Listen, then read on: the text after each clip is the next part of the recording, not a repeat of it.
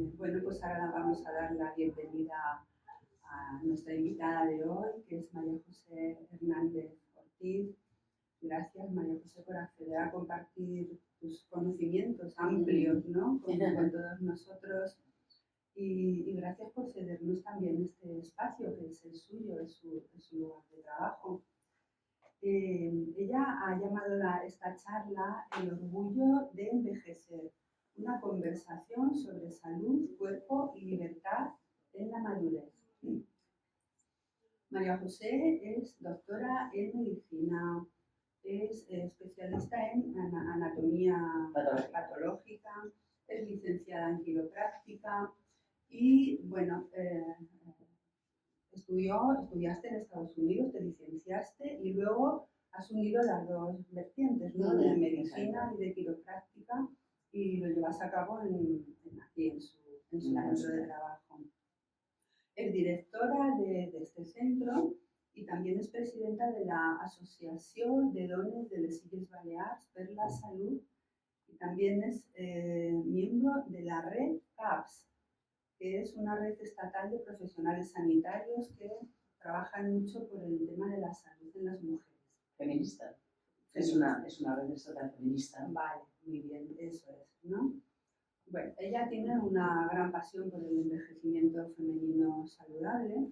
Esto le ha llevado a impartir talleres por toda Mallorca sobre el tema. Y fruto de este conocimiento ha sido cuando ha escrito este libro estupendo, que yo ya me lo he leído, y que, bueno, a mí me ha aportado muchísimo. Por eso le propuse que podíamos dar esta charla, pues, para darle más difusión, ¿no? Que más gente lo pueda conocer y beneficiarse de ello. Es un manual completísimo, en mi opinión, para poder entender de qué va esto del envejecimiento saludable, ¿no? De que podamos cuidar nuestra salud, sobre todo las mujeres. Pero mucho de lo que dice en este libro es perfectamente útil para los hombres. Por eso estaba abierto, ¿no? Y bueno, y por eso, pues, bienvenidos otra vez, porque siempre es muy buena noticia, ¿no? Que haya hombres en estos temas. Ya sabemos que la mayoría de los temas que tienen que ver con actividades físicos, psíquicos, espirituales, donde estamos, ahí estamos las mujeres, ¿verdad? Pero siempre hombres hay muy poquitos, son minoritarios. Entonces, yo creo que ellos son los que van a la avanzadilla, ¿no? de este despertar y a la conciencia, sobre todo a ese nivel, ¿no? O sea que fantástico que estén aquí. Bueno, esta charla, por tanto, pues tú la vas a plantear más, pues, abierta a hombres y mujeres, ¿no? Aunque hablemos en femenino. Y entonces, bueno, yo te preguntaría, María José, ¿cómo empezaste a interesarte sobre el proceso de envejecer saludablemente? ¿Y por qué consideras que es tan importante, ¿no? Que lo tengamos en cuenta? La verdad es que hace tiempo que empecé a leer sobre envejecimiento. El primer libro, ayer me acordaba, era no sé si lo conocéis, el libro de Deepak Chopra, Cuerpos, Mentes sin edad, cuerpos sin edad, mentes sin... no sé y la verdad es que me gustó mucho el enfoque que le daba. Recuerdo, me impresionaron mucho algunas cosas de las que dijo. Pero bueno, fue luego... realmente todo esto surgió a raíz de que nuestra asociación de mujeres de las Islas Baleares por la Salud decidimos que ya teníamos una edad como para empezar a reflexionar sobre el tema del envejecimiento. Entonces, pues organizamos unas jornadas que se hicieron en Santa Catalina, en el Casal de Santa Catalina. Y claro, estuvimos como 2 días con varias mesas redondas, con muchas profesionales hablando de envejecimiento, y fue cuando me di cuenta de la cantidad de retos que nos enfrentábamos a la hora de envejecer, especialmente las mujeres. Y allí además surgieron muchas preguntas. La primera pregunta, que fue como el germen de todo, fue ¿cuándo empezamos a envejecer? Porque es como la gran pregunta, ¿no? Si los viejos están allí, todos los demás, ¿qué pasa? Que no envejecemos, ¿no? Entonces esa fue la pregunta que me hizo empezar a investigar, y fue el germen real del libro. Y ahí, pues claro, empecé como a tirar del hilo Y empezaron a salir muchas más preguntas y a medida pues, que iba avanzando, intentando contestarlas desde el punto de vista científico, pues claro, pues es lo que pasa con la ciencia, que es como un globo que se va expandiendo y que siempre da más preguntas. Hasta que llegó un momento en que tenía tanta información que dije, bueno, no sé qué hacer con tanta información. También tiene que ver el hecho de que estuve, efectivamente, después de estas jornadas, hicimos una serie de talleres que se llamaban Embellir en Femení, bueno, que estuve hasta el año 2023, desde el 2017, o sea, un montón de años, yendo por toda la isla con grupos de mujeres mayores hablando del tema. Y ahí me di cuenta de que realmente al principio venían todas como un poco, ¿cómo diríamos? Pues con curiosidad, pero sin más. Y cuando se iban entusiasmadas, ¿no? Porque claro, de pronto se le ponía delante todos los retos y las cosas que podían hacer. Con lo cual, pues la verdad es que fue muy enriquecedor ¿no? Y de ahí, ya digo, poco a poco investigando, cambiando el guión de los talleres, pues me encontré pues eso, con muchísimo material y dije, pues nada, un libro, vamos a poner uno. Entonces, tardé todavía 2 años más en escribirlo, pero sí, ahí está el tema. ¿Y por qué es importante? Bueno, yo creo que es obvio, ¿no, Pilar? Yo creo que somos, cada vez más el mundo está envejecido y cada vez más es un tema que nos interesa. Que ya hace muchísimo tiempo que lo sabemos. Yo me acuerdo que, bueno, hace 20 años, cuando empecé a leer sobre envejecimiento, ya los expertos decían que no se están enterando de lo que se viene encima, ¿sabes? La gente todavía no están los gobiernos tomando medidas para el hecho de que va a envejecer muchísima gente de golpe, pensiones, dependencia, etcétera, etcétera. Y bueno, pues los gobiernos como que un poco... Pero ahora sí, ahora ya, claro, los números son tan grandes que ahora sí, los gobiernos... De hecho, si os fijáis en los periódicos, todas las semanas y casi a diario hay alguna noticia sobre conferencias sobre envejecimiento, problemas de los mayores, etcétera, etcétera, ¿no? O sea que yo creo que hay muchísima más conciencia ahora, ¿no? Está empezando a haber más conciencia. Y es muy importante seguir hablando de este tema, ¿no? Claro. Sí, sí, sí. ¿Y cómo sería para ti envejecer satisfactoriamente o saludablemente? Bueno, ya sabes que la OMS propone el envejecimiento saludable, ¿no? Ya desde hace, no me acuerdo las fechas, pero bueno, más o menos no hace demasiado tiempo.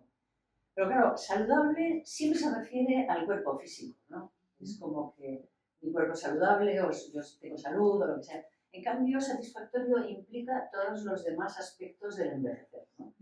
Claro, cuando hablamos de envejecer nos damos cuenta de que no es solo una cuestión biológica, ¿no? O sea, es un fenómeno muy influido por cuestiones biopsicosociales, ¿no? Sobre todo psicosociales, con lo cual también hay que incluirlas. Yo por eso en el libro no solo hablo de biología, a pesar de que es un libro que teóricamente son aspectos biológicos del envejecimiento, pero si quieres hablar de envejecimiento saludable, tienes que hablar de muchas más cosas, hasta de economía, hay que hablar de muchas cosas, ¿no? Y por eso yo prefiero un envejecimiento satisfactorio, en el sentido de que en los mayores aspectos de tu vida, en la mayoría de aspectos de tu vida, tengas pues una vida de calidad, ¿no? Con bienestar. Pero claro, por muy saludable que tú seas, si no tienes dinero, no te va bien, no vas a estar bien, ¿no? O no tienes apoyos sociales, pues tampoco. O sea, quiere decir que hay que mirarlo globalmente en todos los aspectos, ¿no? Eso yo creo que es... Por eso yo uso más satisfactorio que saludable, ¿no? ¿Y de qué hablamos cuando hablamos de salud entonces? ¿Y cómo se relaciona con la calidad de vida? Ya estabas haciendo un apunte, ¿no? Ahora, claro. Con el bienestar y con la libertad. Sí, es un tema que siempre... Realmente muy poco hablamos de qué es salud, ¿no? Realmente qué es lo saludable, qué es lo que nos hace estar bien, ¿no? Hablamos poco de eso, porque realmente hay muy pocas definiciones, ¿no? Tenemos la definición de la OMS y es el perfecto bienestar físico y emocional. No estaríamos nunca bien, porque si tienes algún problemilla ahí que te, ¿sabes? O bueno, o la del golf, no me acuerdo cómo se llama el hombre ahora mismo, no me sale, pero es también una vida autónoma, solidaria y gozosa. A mí esa definición me parece muy bonita, porque ya implica que hay una dimensión mayor que la física, ¿no? En la solidaridad, la espiritualidad, el vivir alegremente, ¿no? Esa ya amplía un poco el tema de la salud. Pero realmente no es una cosa estática la salud, ¿no? Y a mí me gusta pensar que realmente la persona saludable es la persona que es capaz de adaptarse continuamente. Pues esto, que viene el casero y te dice que te subo el alquiler, pues bueno, efectivamente te va a dar un bajón, pero vas a salir adelante, ¿eh? Quiero decir, y así pues con todas las cosas de la vida, ¿no? El saber conseguir adaptarnos a los cambios que haya. Que tienes una gripe o que tienes un disgusto y tal, que se te muere alguien, pues lo suyo es llorar. Y no por eso estás mal ni deprimido, sino simplemente es lo que toca, ¿no? Y eso es, a mí me parece que es lo que significa estar saludable. El ser capaz de adaptarse a las circunstancias de la vida, por difícil, pero claro, siempre con un margen, ¿no? Porque hasta ahora hemos pensado en eso, en la salud como algo físico, pero ahora sabemos que hay muchísimos más aspectos muy importantes para abordar, ¿no? Entonces, pues bueno, lo que nos importa en definitiva es tener una vida de calidad, tener una vida con bienestar. A mí la gente cuando viene a la consulta, yo al final lo que intento convencerles es de que lo importante es que en la mayor parte de los aspectos de su vida tengan un equilibrio. Pero hasta qué punto la vida que actualmente llevamos en nuestra sociedad encaja en esto, pues poco, ¿no? Pero realmente la gente trabaja muchísimo, está todo el día estresada, corre para acá y para allá, en fin, todo menos vida de calidad, ¿no? A pesar de que estamos en el ombligo del mundo, somos los mayores, los que más mejor vivimos en el mundo, ¿no? O sea que, entonces, claro, siempre que hablamos de estas cosas, por ejemplo, me echaban en cara que en el libro solo salieran mujeres blancas, ¿no? Y bueno, pues mujeres bien, ¿no? Se las ve, ¿no? Pero, claro, yo pensé y dije, vale, es que este es un libro para mujeres blancas. Quiere decir, mujeres blancas de nuestra sociedad. Mujeres que tienen el nivel socioeconómico adecuado, ¿no? Porque si eres pobre, ya o sea, los determinantes de la salud son importantísimos, ¿no? Entonces, nosotras que tenemos los determinantes de la salud bastante bien cubiertos, porque tenemos casa, porque tenemos dinero, porque tenemos higiene, porque tenemos comida, porque tal, somos unos privilegiados. O sea que para hablar de salud primero tenemos que tener cubiertos todos los determinantes de la salud. Y a partir de ahí podemos hablar. Por eso este libro, yo lo siento muchísimo, me encantaría que fuera aplicable a todo el mundo, pero no lo es, en absoluto. Es para personas que tienen un determinado nivel. Sí, claro, es que habría que entrar en otra dimensión, ¿no? Si ya no serviría esto para personas que no están en esta dimensión. A ver, si no tienes una casa decente donde vivir o no te alimentas adecuadamente, no eres saludable, o sea, no tienes lo mínimo para ser saludable. Partimos de ese punto, ¿no? Determinantes sociales. Y no podemos olvidarnos de ello, ¿no? Porque claro, nosotros desde nuestro sitio de yuppies y de gente con dinero y con tal, pues hablamos muy fácilmente de salud y de bienestar y de tal, pero en fin, tenemos que agradecerlo más que nada, ¿no? Sí, sí, sí. ¿Y cómo medimos entonces el envejecimiento? ¿Coincide la visión científica con la idea que tenemos la gente de a pie de lo que es envejecer? Pues la verdad es que lo de medir el envejecimiento es una gran pregunta, porque eso es uno de los grandes, digamos que es uno de los grandes inconvenientes en este momento de la ciencia, no tiene una medida y además es digamos que es el objetivo mundial en el cual se está invirtiendo en este momento más dinero, ¿no? Todos los grandes, los millonarios están invirtiendo dinero en encontrar una medición para el envejecimiento. Obviamente el DNI no nos sirve para nada, ¿no? Porque no es o sea, lo que pone en el DNI, cuando comparas a dos personas, pues lo mismo no tienen nada que ver, ¿no? Una con la otra. Entonces necesitamos mediciones objetivas para saber hasta qué punto tu biología, tus células, tu cuerpo está envejecido, y eso nos permitirá saber las intervenciones que hay, si funcionan o no. Pero claro, como hemos hablado desde el principio, el envejecimiento es una cosa tan multifactorial que es súper difícil encontrar un verdadero marcador, pero esto mismo es la punta de lanza de la investigación en envejecimiento, ¿no? Y bueno, y no sé cuál es la idea que tiene la gente del envejecimiento, pero la ciencia va pues para encontrar, pues, digamos, una manera de ralentizar o de acabar incluso con el envejecimiento y la muerte. Y hay gente que aspira y que considera que podemos seguir viviendo ad infinitum. A mí me parece una estupidez, pero en fin, hay gente que está investigando y que piensa que eso es posible. No sé a costa de qué, ¿no? Entonces, la investigación es muy loca, Pilar. Hay cosas muy locas en la investigación, ¿no?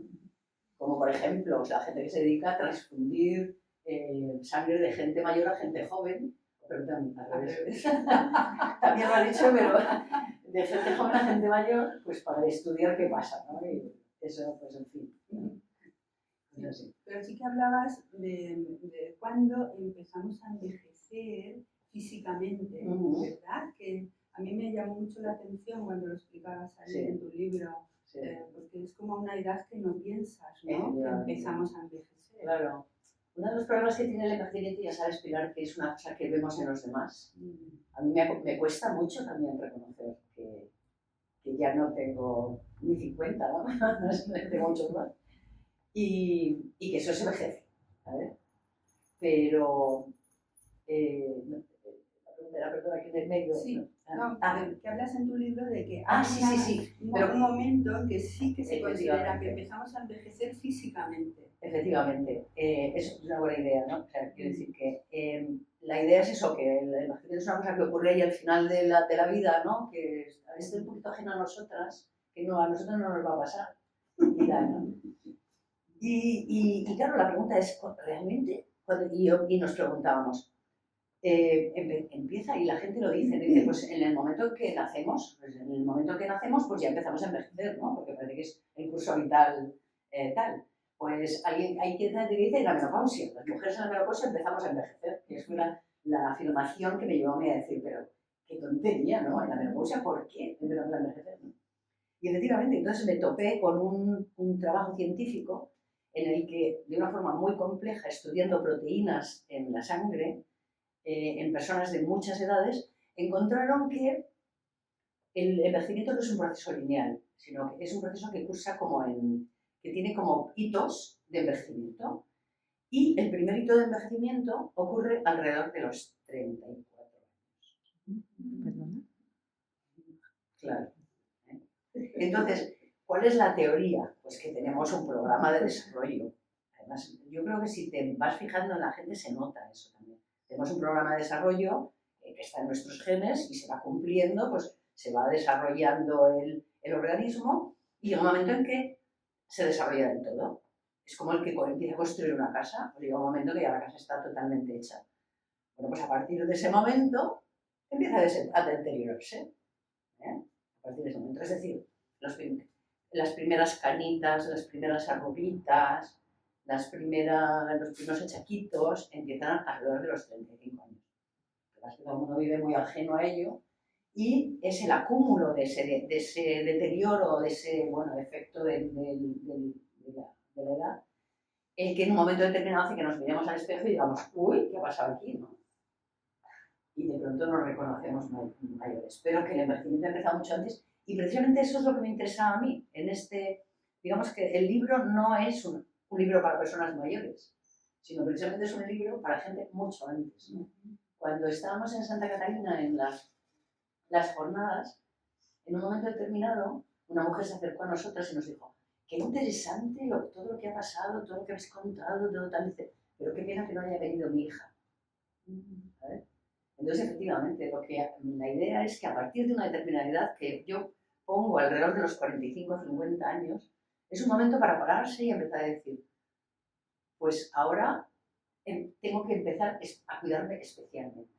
Y los 50 es porque es una edad que es una conjunción importante para las mujeres. Es una edad en la cual tenemos la menopausia, es una edad en la cual los hijos empiezan a irse de casa, es una edad en la cual, en fin, es una conjunción de circunstancias vitales que hace que sea una edad pues, especialmente interesante para empezar a cuidarnos, ¿no? Y para empezar a pensar en cuidar eso, pues digamos, expandir la capacidad de nuestro cuerpo para estar bien. Y eso se puede hacer, ¿no? Eso es también otro de los objetivos del libro. Explicar a la gente que por muy pequeño que sea el margen que tengamos para aumentar la capacidad de nuestro cuerpo para estar bien, aunque sea mínimo, tenemos que usar ese pequeño resquicio para hacerlo, ¿no? Que a veces que es mucho más que un resquicio, pero aunque solo fuera un pequeño resquicio, estaría bien que lo utilizáramos para mejorar la capacidad de nuestro cuerpo, para vivir más y para vivir mejor, ¿no? Es un poco la idea. Entonces, hablando de todo esto de la salud, ¿qué desafíos tenemos las personas mayores ahora actualmente en relación a la salud? ¿Que tenemos que tener más en cuenta? Claro. Bueno, como hablamos de muchos niveles, hablamos del nivel físico, hablamos del nivel social, hablamos del nivel espiritual, hablamos de... Pues hay un sufrimiento en cada uno de ellos, ¿no? O sea, yo diría que se llama Javier, sí, Javier Yanguas, el gerontólogo, que estuvo la semana pasada en la Caixa, que hay un ciclo de la Caixa, pues hablaba de la soledad. Y es verdad que la soledad es uno de los dramas de la vejez, ¿no? Tanto para hombres como para mujeres. Quizá un poco más dramático para los hombres, pero sin embargo ellos lo solucionan mejor, porque si se quedan viudos se vuelven a casar, no tienen ningún problema. Ellos vuelven y para que los sigan cuidando. Las mujeres normalmente no, se casan mucho menos que los hombres. Entonces, pues eso, los hijos se van de casa, mujeres que han dado toda su vida al cuidado de los demás y que han dedicado toda su vida a estar ahí al frente del cuidado, que no han dedicado nada de su vida a sus propios intereses o a su tal, y entonces pues en un momento determinado se encuentran solas. Ahora no sé las cifras, pero hace 4 o 5 años nos decían que Santa Catalina, que es un barrio antiguo en el que ya hay muchas mujeres mayores y tal, bueno, ahora ya han comprado los pisos, los guiris, o sea que ya probablemente ya no queda ninguna, pero la mayoría de las mujeres mayores vivían en casas con escaleras tremendas y no salían, entonces tenían una situación de soledad. Yo creo que es efectivamente la soledad no deseada es uno de los grandes inconvenientes de los inconvenientes o de la forma en que las mujeres han sido socializadas y la que viven en este momento. Dentro de, no sé si lo habéis oído vosotras, pero decían la estadística que en 2030, que está ahí a la vuelta de la esquina, el 45-50% de las mujeres estarían solteras. Las mujeres no se quieren separar, no se quieren casar, ¿no? Bueno, eso no tiene nada que ver con el tema, es otro tema, pero quiero decir que otra cosa es que hayas desarrollado una vida muy completa y muy bien y quieres estar sola, pero fenomenal, pero la soledad no deseada es muy mala. Y en cualquier caso, aunque seas una persona que socialmente tengas, te guste mucho vivir sola o disfrutes mucho de tu soledad, hay que tener un contacto vital, hay que tener amigas, hay que salir con amigas, hay que tener relaciones sociales, porque eso es de lo que más nos ayuda a vivir bien, ¿no? El apoyo social es de las cosas que no podemos olvidarnos de tener cuando tenemos determinada edad, ¿no? Es súper importante. Sí. ¿Y hasta qué punto nos hacemos cargo de esto, ¿no? De responsables de nuestra salud? Bueno, yo creo que los de nuestra generación todavía podemos decir que nos han educado muy mal en ese sentido, ¿no? Yo creo que la educación esta judeocristiana que tenemos, en la cual el cuerpo era una fuente de pecado y nos arrastraba al mal y que había que castigarlo, pues tenía esa consecuencia. No podías cuidar un cuerpo que era pecado, ¿no? Era imposible. Con lo cual la gente no sabía cuidarse, ¿no? Ni sabía, ni quería, ni siquiera consideraba la opción, ¿no? Ahora esto está cambiando, por lo menos, aunque no lo hagamos, sabemos que hay que hacerlo. Y ya ha permeado bastante la idea. Y además tenemos muchísimas herramientas para ello, con lo cual es mucho más fácil el hacerlo, ¿no? Pero bueno, yo creo que la gente joven lo está haciendo más, está cuidándose más, a lo mejor por motivos equivocados, porque muchos son por motivos estéticos o por tener buenos músculos o por tal, ¿no? Pero bueno, la idea de que cuidamos mejor nuestro coche que nuestro propio cuerpo y que el cuerpo también es susceptible de un mantenimiento, ¿eh? Tenemos que aprender a hacer el mantenimiento de nuestro cuerpo. No con el objetivo de vivir para siempre, porque eso es imposible, nos vamos a morir sí o sí, pero con el objetivo de, oye, ¿por qué no plantearnos el objetivo de morirnos sanos, por ejemplo? ¿No? Oye, a mí me parece un objetivo estupendo. No vamos a evitar morirnos y estamos encantadas además de que eso vaya a ocurrir, pero ¿por qué no morirnos sanas? Perfectamente sanas, y se puede, ¿eh? Que es lo bueno. O sea, que no es la vejez no es una enfermedad, esa es otra de las ideas importantes, ¿no? No es una enfermedad, a pesar de que en nuestras cabezas ya tenemos esas dos ideas muy asociadas, ¿no? Entonces yo os propongo eso, vamos a intentar morirnos sanos, ¿no? Como le pasaba a Antonia, ¿te acordáis de la película tan bonita, Antonia, una película danesa? Era que, de una mujer mayor, se llama Antonia la película, ¿no? Entonces ella empieza la película diciéndole a su nieta, cariño, hoy no voy a cocinarte porque me voy a morir. Y efectivamente al final de la película ese día se muere, rodeada de toda la familia y tal y tal. Bueno, pues yo para mí es un objetivo, ¿sabes? Decir, ay, cariño, hoy no voy a ir al gimnasio, hoy me voy a morir. Claro. ¿Y qué factores protectores tendríamos para un buen envejecimiento? Uf, muchísimos. Pero bueno, yo creo que hay que hablar del movimiento, de la actividad, sobre todo, ¿eh? O sea, lo que pasa muchas veces con la gente mayor es que de pronto, sin quererlo y sin... Pues estoy muy cansada, paso toda la tarde sentada en el sillón viendo la televisión. Bueno, pues eso es una especie de desastre para nuestro cerebro, para nuestro cuerpo, para nuestras piernas, para nuestro músculo. No quiere decir que es otra de las ideas, envejecimiento como ¡wow! Vamos a conocer y vamos a hacer todo el día cosas. Yo no soy partidaria en absoluto, yo al revés. Yo lo que quiero es que en mi envejecimiento tener toda la tranquilidad que yo quiera, ¿no? Pero eso no quiere decir que me vaya a pasar toda la tarde entera sentada en el sofá viendo la televisión. Entonces yo creo que es factor de riesgo la inmovilidad, factor protector la actividad, ¿eh?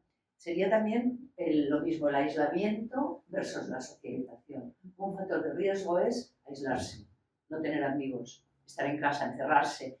Te llaman, no, yo no quiero salir, no, es que yo ya no, yo ya no. Eso es un factor de riesgo.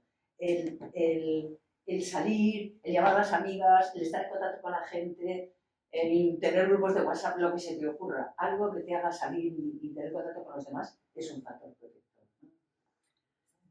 El pensar que ya no sirves para nada, que ya eres viejo, que todo se ha terminado, que ya no tienes nada que hacer en la vida, pues es mucho peor que tener un propósito en todo momento, ¿no? O sea, ¿por qué no continuar aprendiendo, por ejemplo? Da igual la edad que tengas. 95, pues si tengo 95, si tengo oportunidad de ir a la universidad, si puedo, ¿eh?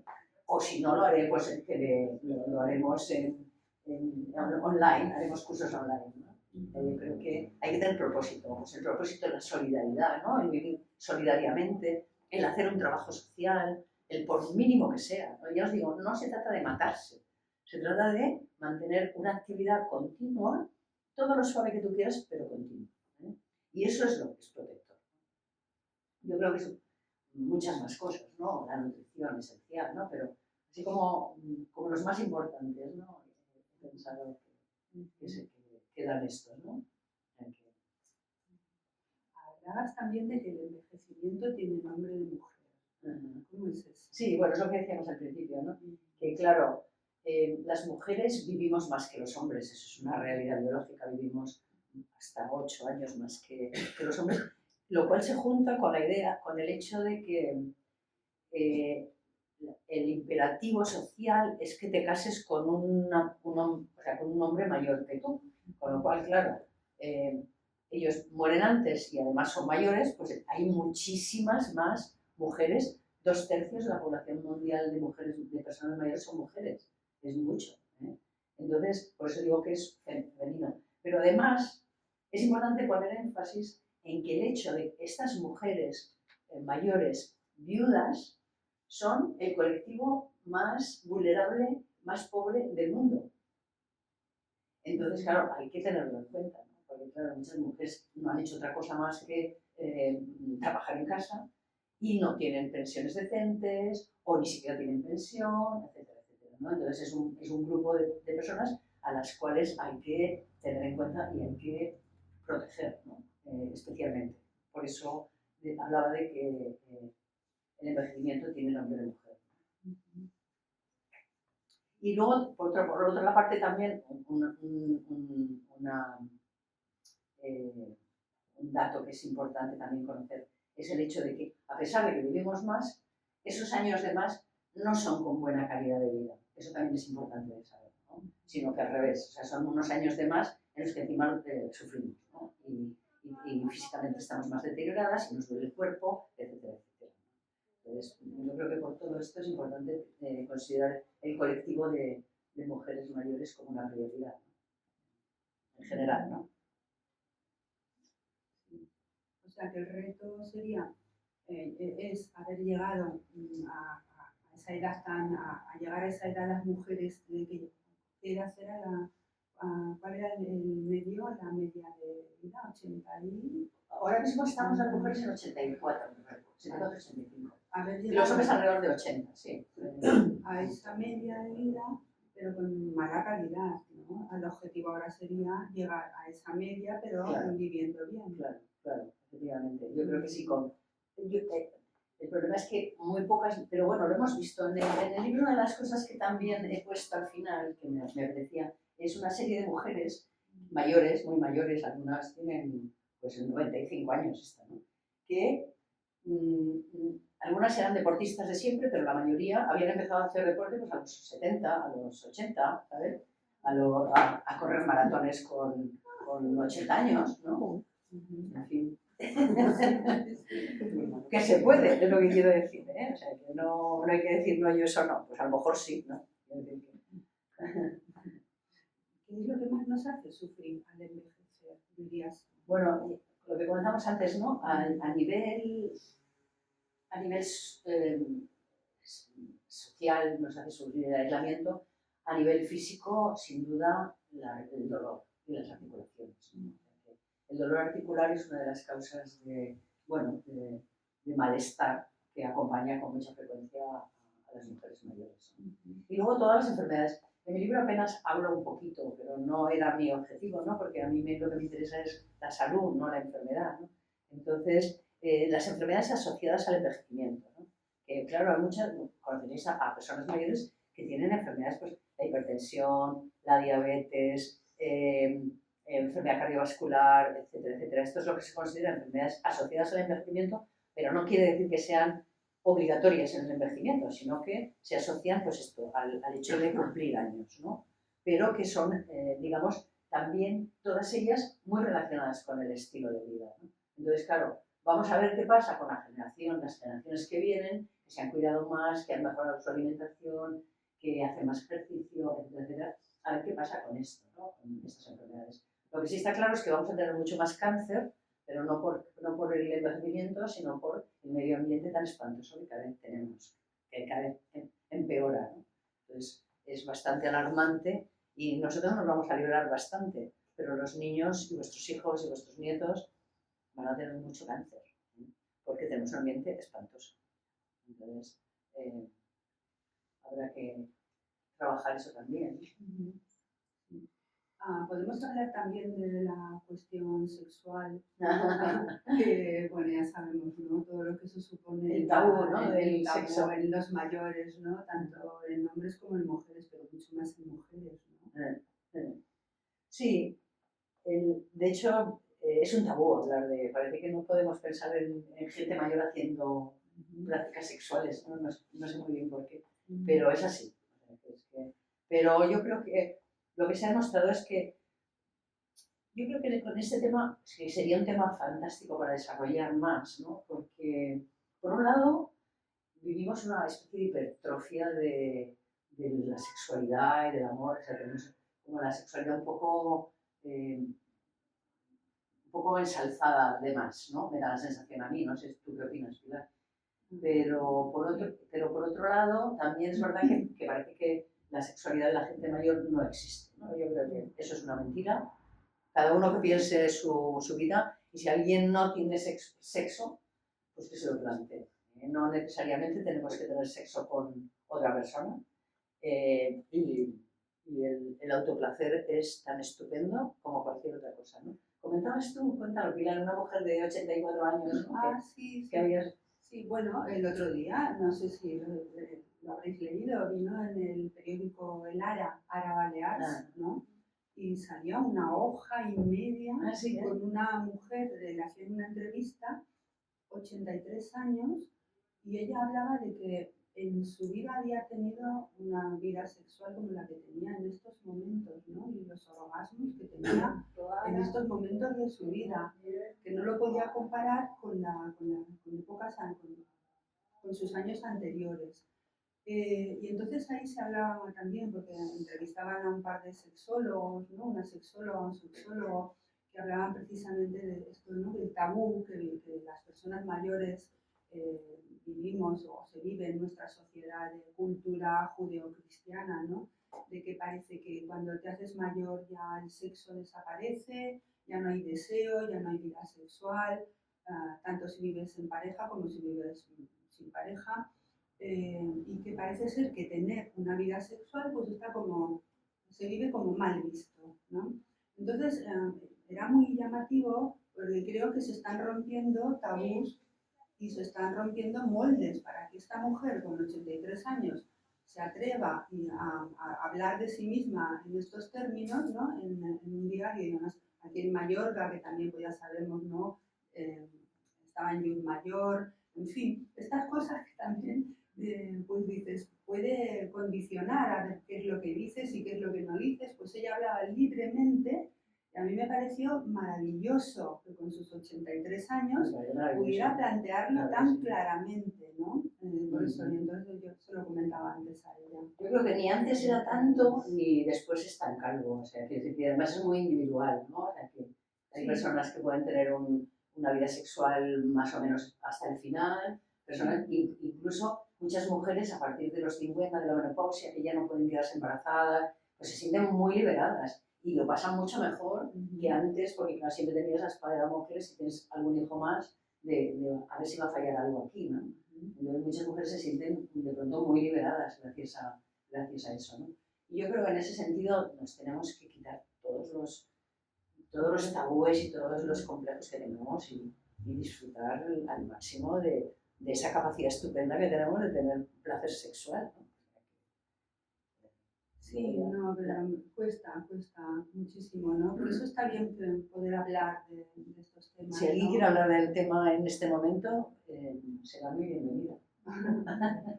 Sí, claro, porque no nos damos cuenta de hasta qué punto esa represión que llevamos a nivel mental nos afecta, ¿no? Como, sobre todo hablábamos antes de más a las mujeres que a los hombres, ¿no? Porque los hombres siempre han entendido la cuestión sexual de otra manera, ¿verdad? Lo veis vosotros, supongo, ¿no?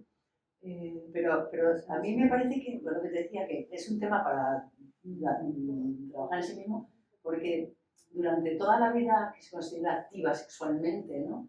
Hay también una presión. O sea, de vez en cuando, no sé, yo me acuerdo que en el periódico te piden, en España se folla menos que en el resto de Europa. Follamos 2.3 veces por semana en lugar de en Alemania que follan 3.4 por semana, ¿no? Y entonces es como, dices, ¡ah! Yo solo follo 2. ¿No?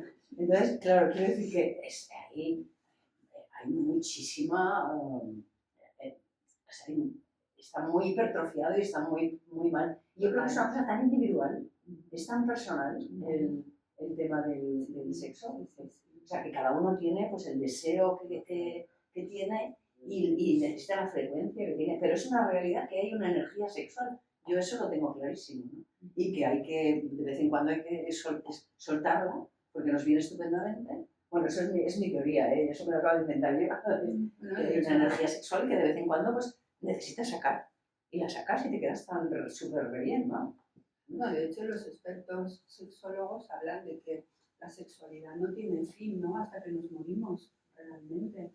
Pero claro, para eso tienes que entenderla como algo bueno, algo de lo que todavía tú puedes disfrutar, cosa que si ya cerramos esa idea porque pensamos que en la vejez no hay deseo, ¿no? Que todo se ha acabado, pues entonces esas ganas de tener vida sexual ya no están porque nuestra mente está cerrada a esa idea, ¿no? Ese es el problema de fondo. Así es. Pero bueno, cada una que... a mí lo que me encanta además es la imaginación, ¿no? Pues, yo qué sé, Brad Pitt, de visita un día. ¿No?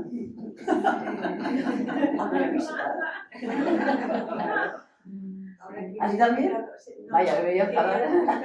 Lo que has dicho de Brad Pitt. Yo hace años daba charlas a los que se iban a casar y justamente me tocó el tema de la sexualidad. Yo me lo preparé bien y todo, sin nada, ni tabúes ni nada. Entonces, bueno, pues alguien comentó, bueno, pero pues no sé, la imaginación y tal, está bien, digo, ya más mayores, pues a lo mejor te puedes imaginar a tu pareja, a tu marido de cuando os conocisteis y tal. Y nada, la cosa quedó así. Es una anécdota que al día siguiente voy en el coche escuchando la radio y a una señora mayor le hacen una entrevista. Y usted con 4 hijos y tal. Ah, pues yo muy bien. Yo por la noche, si no tenía ganas, no sé qué, yo me imaginaba que estaba con Brad Pitt. Digo yo. Y digo, no, y aquí no se me ocurrió decir Brad Pitt. No sabía que debía Su ser. marido, ya está, ¿no? Perdona, es que me he acordado que fue Efectivamente. Es libre. Y además no se lo digas a tu marido, claro, pero es libre.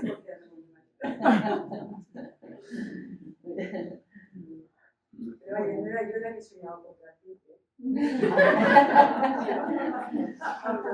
Bueno, yo como soy bastante más mayor, el mío era Robert Redford, ese sí, ese me tenía loca, vamos.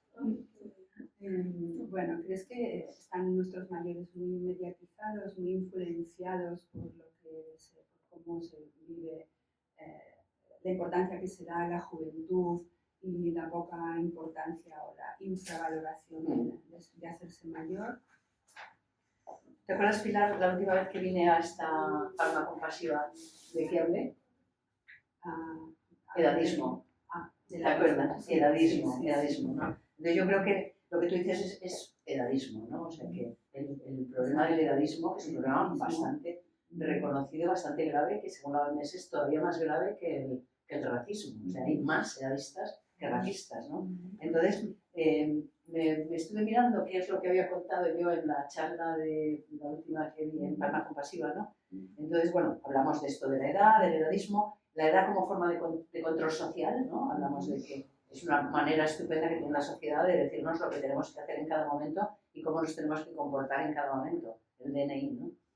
La edad como arma arrojadiza, ¿no? O sea, como el tema de la palabra vieja, ¿no? Que he reivindicado en el libro precisamente porque es un insulto, ¿no? Para las mujeres, cállate que es una vieja, ¿no? Que ya estás vieja.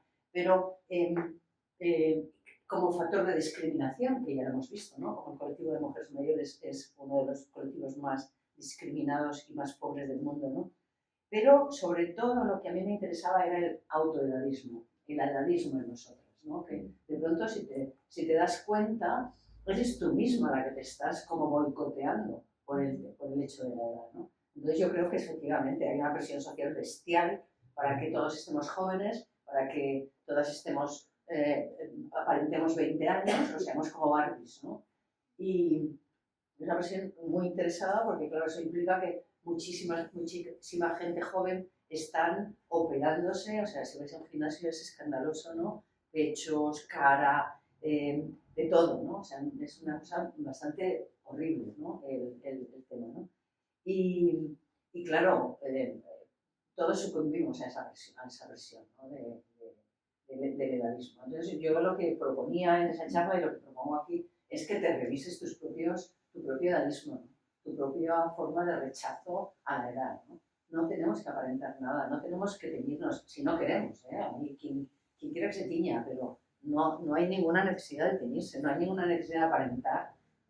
Yo creo que es mucho más bonito ser una señora mayor que te diga qué bien está usted, a ser una que parece que es una Barbie, ¿no? Una Barbie de plástico, que la las hay y son realmente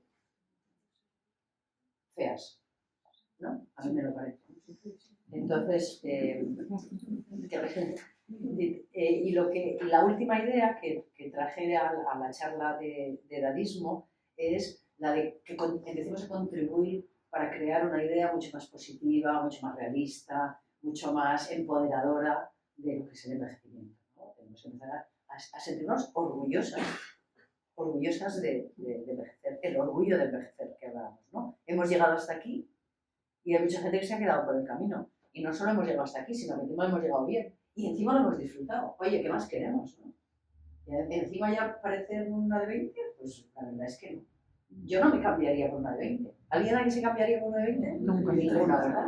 ¿Por una de 30? Tampoco. ¿Una de 40? 50.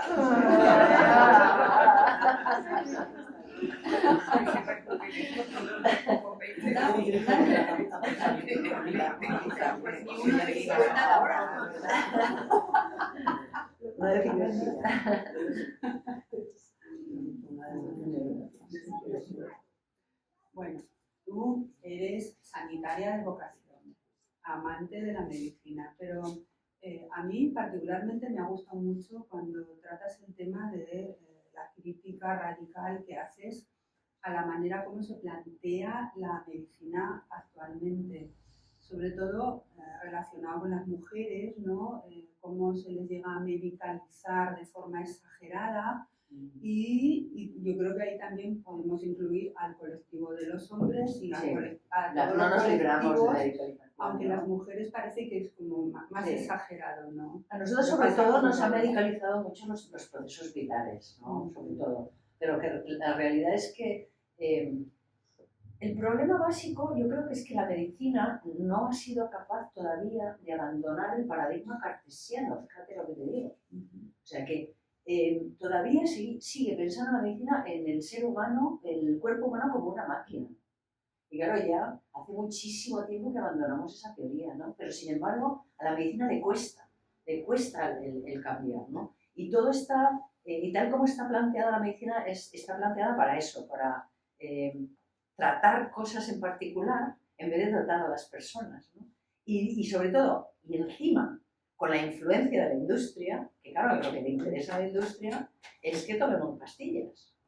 Entonces, juntando esas dos cosas, la presión de la industria, que al fin y al cabo, otro de los temas que he llevado muchísimo con muchísimos sitios de medicalización, no sé si hemos hablado alguna vez de medicalización también en tu consulta, yo creo que también.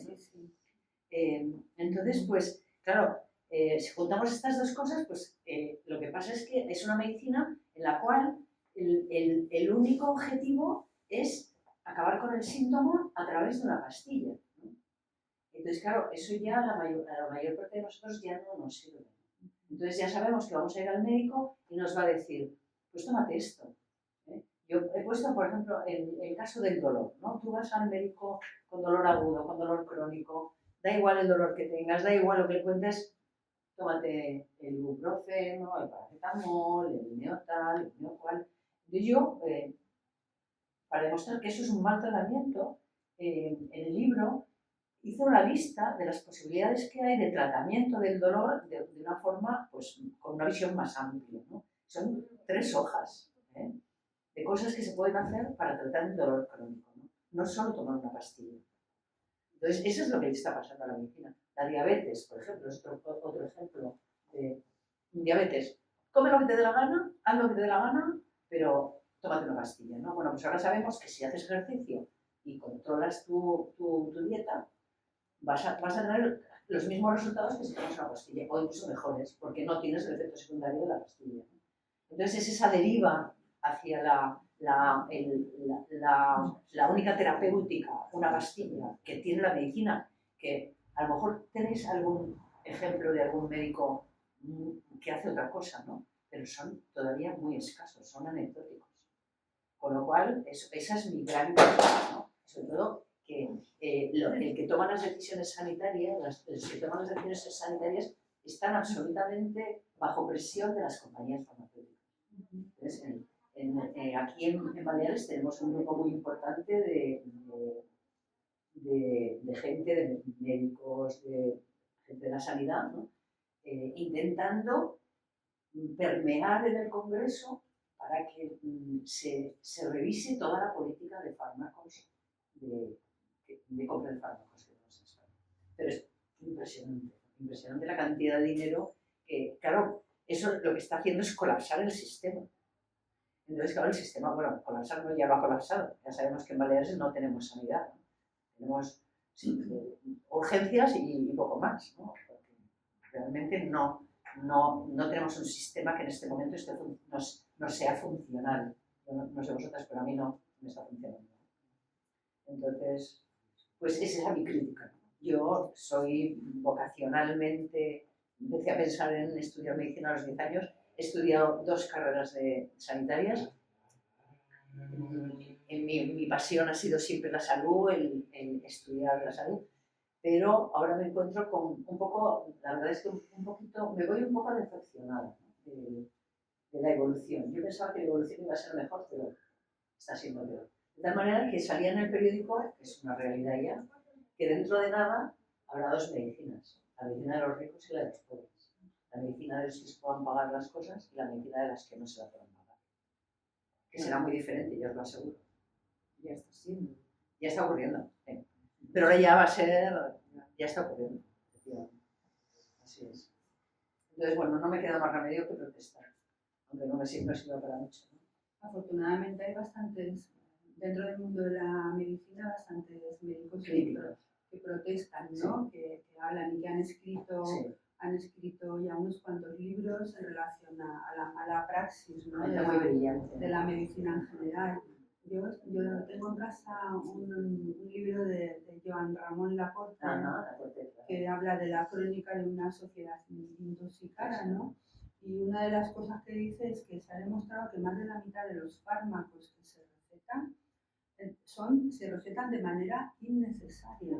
Y luego este es un tema, claro, especialmente importante en personas mayores, porque la gente joven más o menos se bandea, pero cuando llegas a una determinada edad, pues eso diría que te falla la próstata, que te falla el corazón, que tienes varices, que tal. Entonces, es un cóctel tan brutal el que se está metiendo la gente que, o sea, hablamos al principio de que lo importante de la calidad de vida, pues vas a tener vida, pero no calidad, con ese cóctel. Es imposible vivir bien con los efectos adversos y que además se juntan de ese cóctel. Y la mayor parte de nuestros mayores están tomando muchísimos fármacos.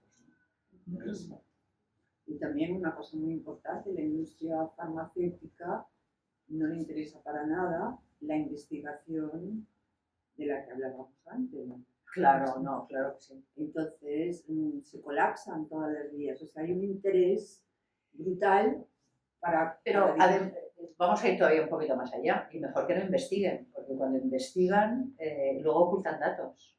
Entonces es peor, ha pasado, ¿no? Con el Vioxx y el Celebrex, por ejemplo, ¿no? Hace unos años.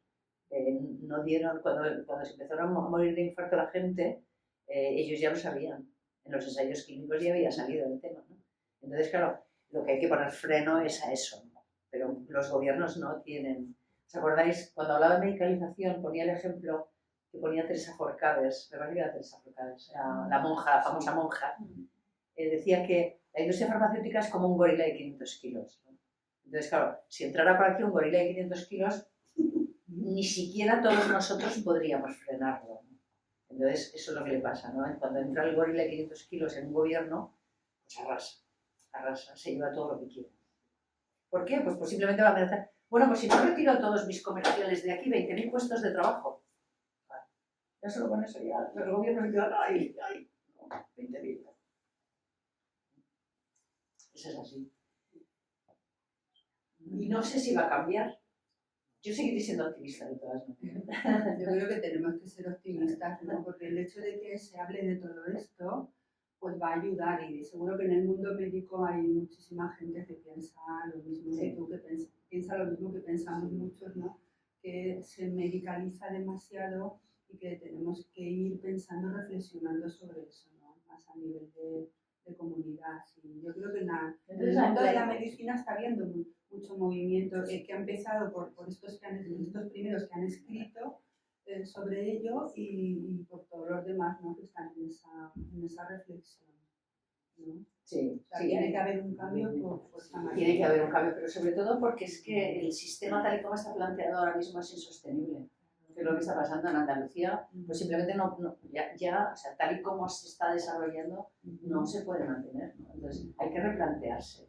Y eso debería ser, yo creo que debería ser una cuestión también que la gente opinara. O sea, ¿qué salud queremos? ¿Qué sanidad queremos? ¿Qué queremos que se cubra? ¿Preferimos tener anticuerpos súper sofisticados o que nos arreglen los dientes a todos? Por ejemplo. ¿Qué es mejor? Hay que empezar a planteárselo. O sea, ya no puede ser que todo lo... Bueno, eso es otro tema, pero a mí me parece que no puede ser que todo nuevo invento que haya que haya sintetizado un laboratorio se tenga que aplicar inmediatamente al precio de 40.000 la dosis, que es lo que está pasando con muchos de los fármacos que se están utilizando ahora contra el cáncer, por ejemplo. O sea, deberíamos exigir un diálogo social en esto. A mí me parece que sería importante. Sí. No, y además es que es para preocuparse porque también este hombre, Ramón Laporte, habla de que de todos estos medicamentos que se recetan de forma innecesaria, también hay muchos medicamentos de uso común que están generando problemas iatrogénicos, ¿no? O sea, problemas realmente tanto a nivel de crear enfermedades como de generar incapacidades y muerte. O sea que la cosa es seria, ¿eh? Es muy seria. Y una pregunta, Sí. en los protocolos medicinales del cáncer, si te dicen es el protocolo, hay que tomarlo. Claro, ¿Qué hacemos? no, ¿Qué hacemos? tú sigue lo que te digo. No, me refiero que tú dices, bueno, a lo mejor no lo necesito, ¿para qué me lo voy a tomar si me está perjudicando otra parte de mi cuerpo? Claro. No lo tomo. No, pero hombre, yo del cáncer no hablaría, ¿no? Sino de otras muchísimas cosas. Quiero decir que el cáncer pues, es una enfermedad muy Pero mala. te obligan a tomar aquellas Sí. pastillas para seguir un protocolo. Sí. Y tú dices, pero si estoy curada, si estoy bien, ¿para qué? Ya. ¿Qué hacemos? Claro, yo ahí no tengo respuesta. No, porque como ha no, sido lo de las medicinas, hay sí. que tomar las medicinas, Sí. hay que tomar las medicinas, tú dices, joder, pero sí que nos hablan de podemos cáncer, plantear, me muero mañana si sí no que me lo tomo. o sea, sí nos podemos plantear porque también, o sea, no es solo un problema de la medicina, es un problema de la sociedad, yo creo, ¿no? O sea, de alguna manera sabemos que muchas mujeres mayores o personas, o hombres mayores o no tan mayores que van al médico y como el médico le diga, camine señora, se van con un cabreo del copón, ¿no? Porque dicen, y no me han recetado nada. ¿No? Entonces también, o sea, es lo que tenemos que... O sea, que está genial que tengamos fármacos. Oye, que el día que me tomo yo el ibuprofeno porque estoy hecha polvo, digo, aleluya, pero a lo mejor me tomo 2 al año. ¿Entiendes? Quiere decir que es genial tener herramientas, tener ese tipo de herramientas y cosas que funcionen.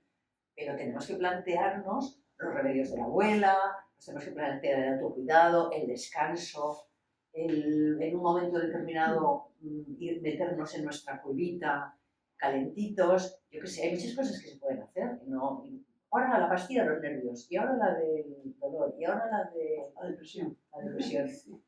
La toman tantísimo. Efectivamente. Hombre, es genial todos los avances tecnológicos que tenemos, pero el problema es que nos hemos decantado hacia el uso excesivo de todos los medicamentos y todos los Como algo muy fácil, ¿no? Y claro, la cuestión ahora sería encontrar el equilibrio, ¿no? Y ahí sí que podemos ser más activos los ciudadanos de a pie, ¿no? Cuando nos damos cuenta de lo que está pasando y empezar a reflexionar más a fondo. Y luego ver la enfermedad o el síntoma como una oportunidad también, ¿no? Algo que el cuerpo te está diciendo, no solo como algo a combatir, que es lo que hace la medicina.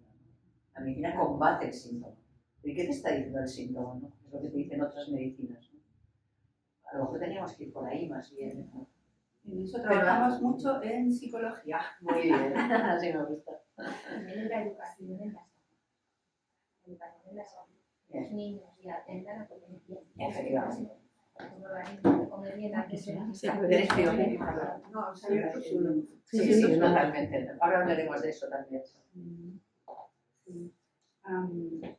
Pues eso, igual podrías hablar de esto, ¿no? ¿Hay alguna práctica particular que aislada tenga la máxima importancia para nuestra salud? No vamos a aislarla, pero yo creo que efectivamente lo que tú decías. Aislarla en el sentido de hablar de ello. No, aislarla en el sentido de solo hacer eso.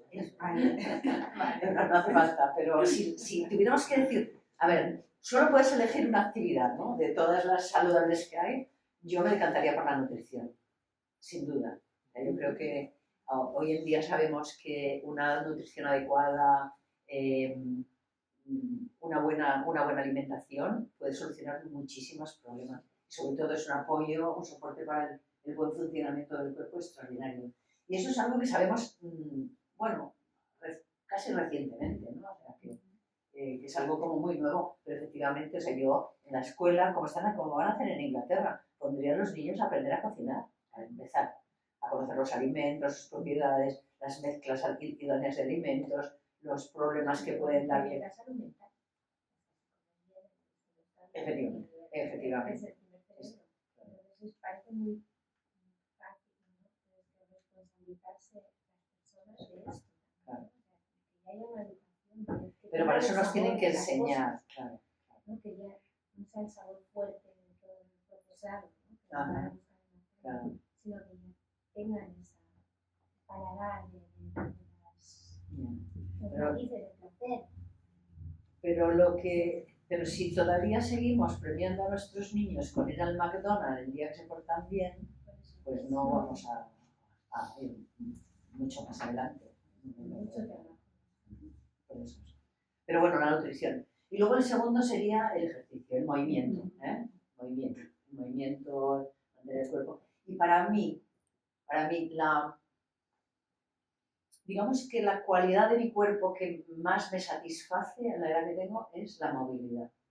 Mantener la movilidad. Lo más perfecta que puedas. De cada vértebra, de cada articulación, de cada parte del cuerpo, intentar. Bueno, al principio tienes que mantener la movilidad una vez al mes, ahora yo creo que tengo que hacerlo todos los días ya. Porque ya si no lo hago ya voy un poquito tipo Robocop, ¿no? Pero bueno, es impresionante las ventajas que tiene el tener una buena movilidad en el cuerpo. Y yo creo que es un objetivo, ¿no? El mantener la movilidad hasta el final. Hablamos a los mayores, ¿no? El típico viejo caminando así. Bueno, pues eso. No. Pero no quieren a veces. Ya, claro. Simplemente porque nunca se lo han dicho antes. Ahora ya que se va a poner a estirar el pobre hombre, ¿no? Bueno, y más que podían hacer luego también esta cuestión También, sí, es verdad. Sí, sí. Bueno, y en esto de la alimentación, ¿cómo podemos ver el tema de los suplementos? Que yo siempre ando ahí. ¿Qué tema también? Hombre, lo que pasa es que no conviene. también hay que pensar que los suplementos son compañías farmacéuticas, ¿eh? Y entonces ahora hay una presión impresionante, vamos, es que el que no tome 5 cosas que levante la mano, ¿no? Porque entonces, bueno, hay muchas voces críticas a esta tendencia de tomar de todo el rato, ¿no? Yo creo que sí que hay que tomar cosas y voy a destacar 2. Yo creo que para nuestra edad, un complejo vitamínico B metilado periódicamente. ¿Has dicho? Metilado. Metilado. Sí, metilado. Mejor que normal, o sea, que esté metilado. Por ejemplo, pues, con el cambio de estación. Cada cambio de estación te tomas un bote de esto, ¿no? Es fantástico para mantener el pensamiento, la cabeza. A mí me parece que necesitamos tomar complejo B. Y lo otro es el tema de las proteínas, que no meten como suplemento, que yo creo que no es un suplemento, pero que sí que es muy importante el tener una ingesta adecuada de proteínas diaria. Entonces, todos los días, una persona mayor como nosotras tendríamos que tomar entre 1 y 1,2 gramos de proteína diaria, repartida en 3 comidas o en una sola, es lo mismo eso, ¿no? Pero que sí, una ingesta de peso. ¿Eh? 1 gramo Por kilo de peso, perdona. Sí. El peso es lo que queda. Sí. Por kilo de peso, sí, totalmente. Y la vitamina que era la 1 o 1,2 por kilo de peso. Complejo vitamínico B, o sea que tenga todas, las B12, la B6, la B9, todo. Entonces, y las proteínas, lo digo de los suplementos porque puedes simplemente comer el filete y ya está. O si no quieres comer carne o lo que sea, pues puedes tomar proteínas de suero de leche, pues, o proteínas de soja, proteínas de guisante, o sea, un suplemento proteico, diría, ¿no? Si no quieres, ya digo, comer carne o comer tanto pescado, ¿no? Se puede hacer perfectamente, ¿no? Y el omega 3, ¿no? ¿Decías? No, que yo siempre me pregunto, lo de las vitaminas, cuando leo la composición, o sea, lo que tienen de vitamina, recuerdo que está muy basado en cantidad de vitaminas, que no lo podemos absorber y no sé hasta qué punto Claro, es bueno claro. esto. Bueno, depende de si es hidrosoluble o liposoluble. Bueno, otra es la vitamina C, pero la vitamina C, si tomamos fruta y comemos verdura fresca, la tenemos. Esa también es súper importante, ¿no? La vitamina C. Pero, ¿me decías tú? No, que encuentro que le ponen mucha cantidad de vitamina. Claro, Nunca he entendido por qué. hay tal cantidad de productos y de marcas y de tal que supongo que depende de la que compres, ¿no? Porque no lo sé. Pero es que está el Supradin, Farmatol, y se tiene el cóctel. Sí, ¿ves? Yo de esos no tomaría, ¿ves? Yo de esos no tomaría, esos cócteles de muchas cosas, porque al revés, lo que pasa es que ponen tantas cosas que las cantidades no llegan ni siquiera a las diarias recomendadas, ¿no? Entonces, por eso yo creo que no hay que tomar esos complejos, sino puntualmente cosas que necesites. Puntualmente tomar, pues te tomas un bote de magnesio, puntualmente te tomas un bote de vitamina B. Si estás en invierno, te apetece aumentar tus defensas, toma vitamina C o toma más naranjas, ¿sabes? O sea, que es un poco pensarlo en esos términos, ¿no? Si no tomas tanta fruta o no te gusta por lo que sea, o eres diabética y no tal, pues entonces a lo mejor lo tienes que suplementar. Pero bueno, ya es una cosa como más individual, ¿no? ¿Qué opinas de la omega 3? ¿De? Omega 3, suplementación de omega 3. Yo creo que es uno de los prescindibles, excepto que, porque superalimento sardina, superalimento atún de buena calidad, entonces mete a diario o semanalmente fuentes de omega 3, chía, tienes, ¿sabes? Hay semillas de lino, hay muchísimas fuentes de omega 3. Yo creo que es mejor alimentario.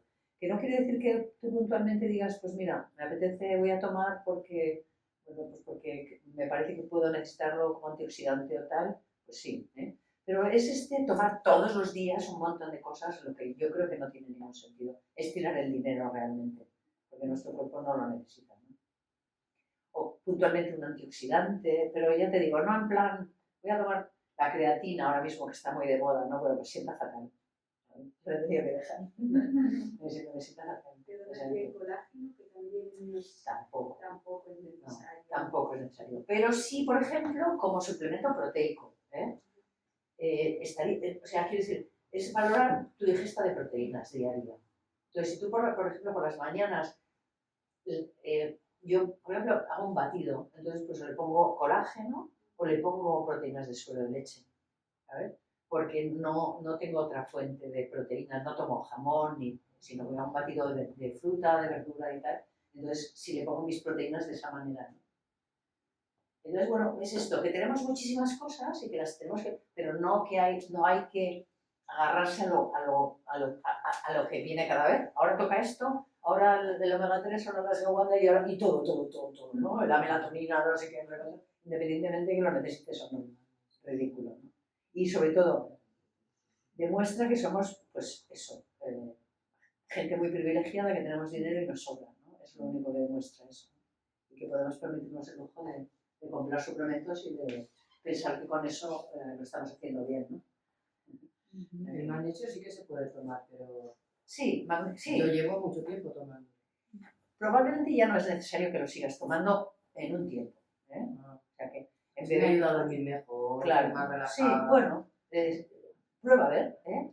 A lo mejor ya no necesitas porque tienes una buena recarga ya de magnesio en tu cuerpo y simplemente lo estás eliminando, ¿eh? Entonces, pensar en los efectos psicológicos de eso, ¿sabes? Sí. A lo mejor si te tomas 2 dátiles por la noche, te tomas tanto magnesio como con una pastilla, ¿sabes? Entonces, bueno, vete probando cosas, ¿no? Es lo que es mi recomendación. ¿Cómo podemos poner en marcha un programa personalizado? De autocuidado.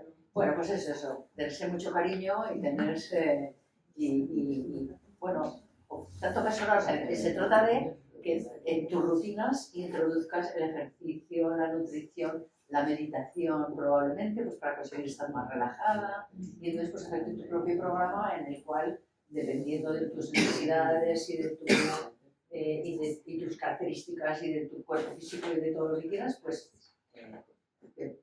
un programa, porque lo más importante del programa no es tenerlo, sino hacerlo. Un programa que siga, ¿sí? Es lo que yo planteo.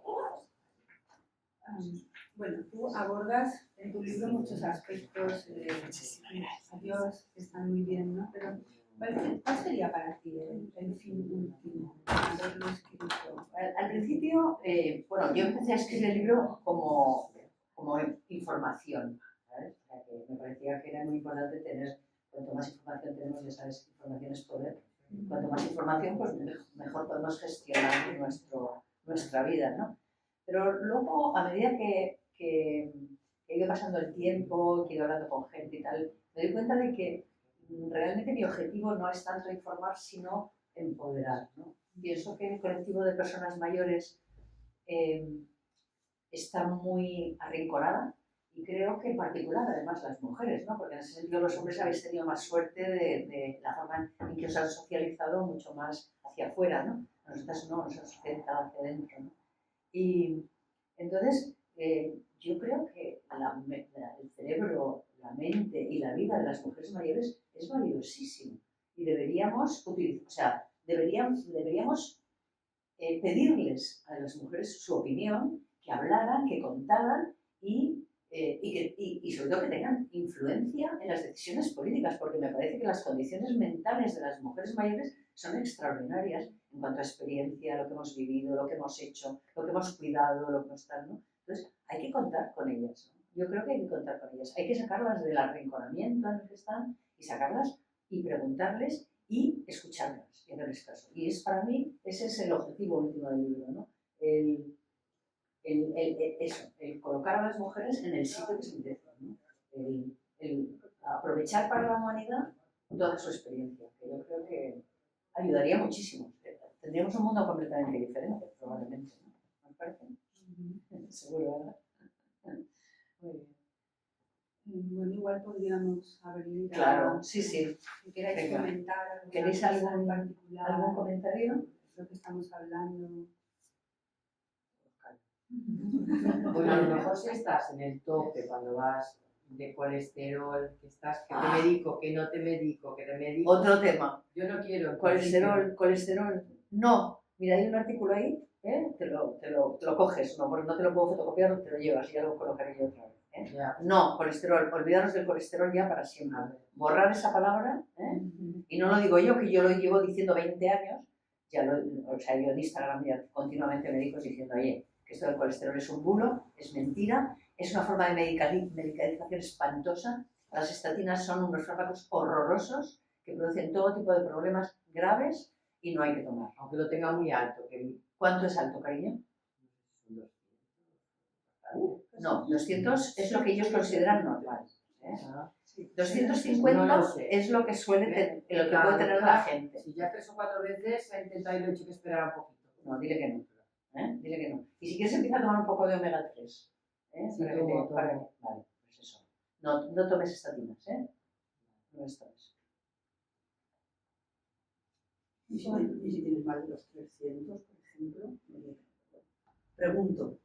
Porque las farmacéuticas siempre A partir de 350, bueno, pues habría que empezar a investigar si tienes algún problema familiar de hipercolesterolemia familiar. Y ahí estamos hablando de cosas muy diferentes. ¿Eh?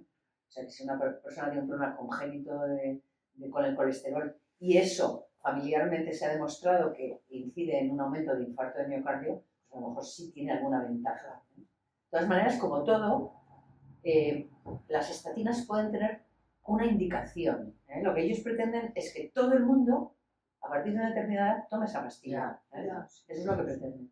Entonces, ahí se benefician pues, un hombre que ha tenido ya un infarto previo y qué tal, entonces ese se beneficia, pero nadie más.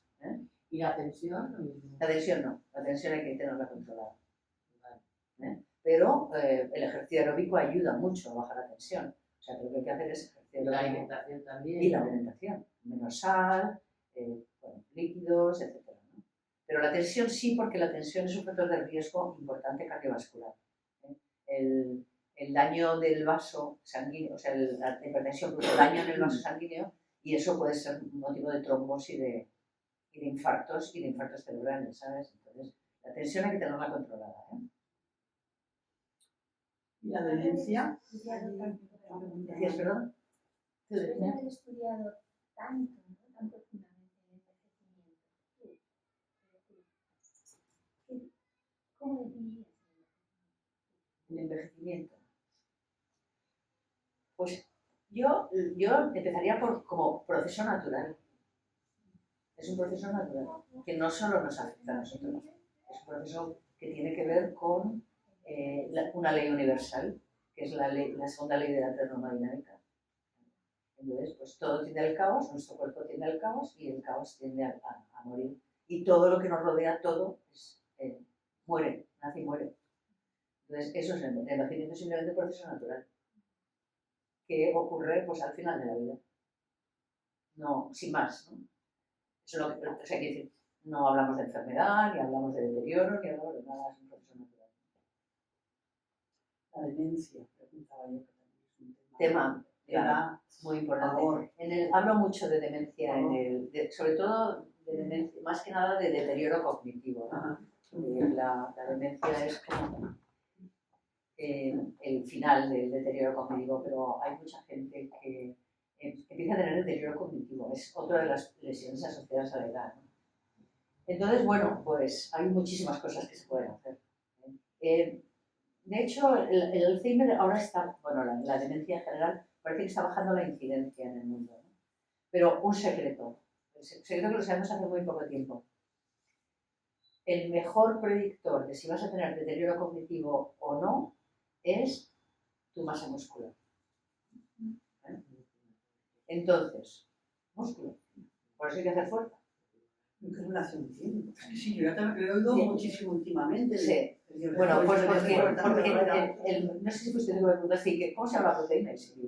La miosina o la mio no sé qué. No, el músculo activo produce una especie de hormona que estimula la producción de neuronas en el cerebro. Vale. Esa es la gracia. Exacto. Entonces, músculo, chicas. Músculo. No queda más remedio. Yo lo odiaba. De hecho, al principio, cuando empecé yo a dar las charlas en el 17-18, yo le decía a las mujeres, no, para hacer pesas, eso es un coñazo. Al año siguiente, hay que hacer pesas, chicas, hay que hacer pesas. Entonces, sí, hay que hacer pesas. Todos, nosotros y ellos. O sea, tenemos que conservar el músculo, mantener el músculo. No solo por el cerebro, sino porque la principal causa de discapacidad y de fragilidad, que es y de dependencia, pero de fragilidad, que es una palabra muy importante a tener en cuenta cuando somos mayores, es la pérdida muscular. Entonces, claro. Entonces, ¿qué pasa cuando ya la abuelita ya no se puede levantar de la silla?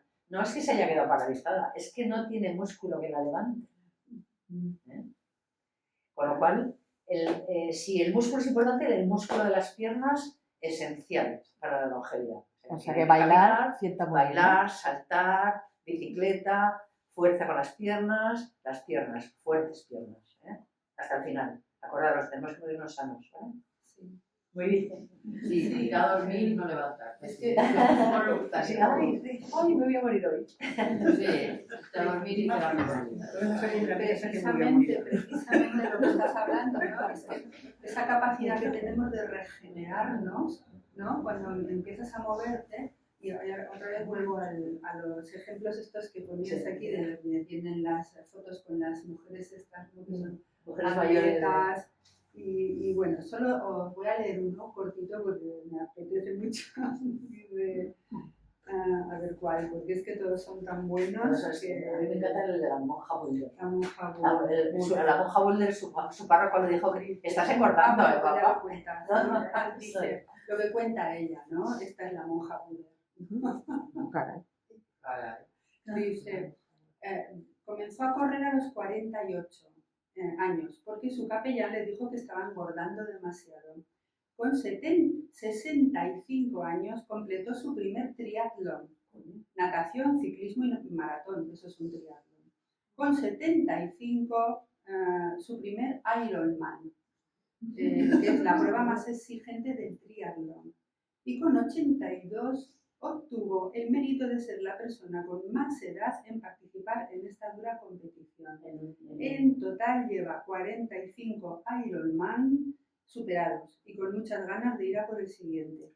Todo un ejemplo de superación y pasión por el deporte que ella misma refleja cuando afirma que correr es la mejor manera de mantener en armonía el cuerpo, la mente y el alma.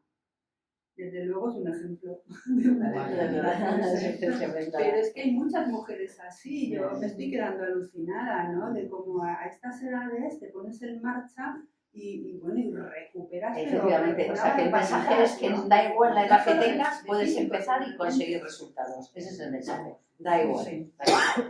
Hasta con 95. Oye, hemos preparado un aperitivín para que os tenéis algo antes de...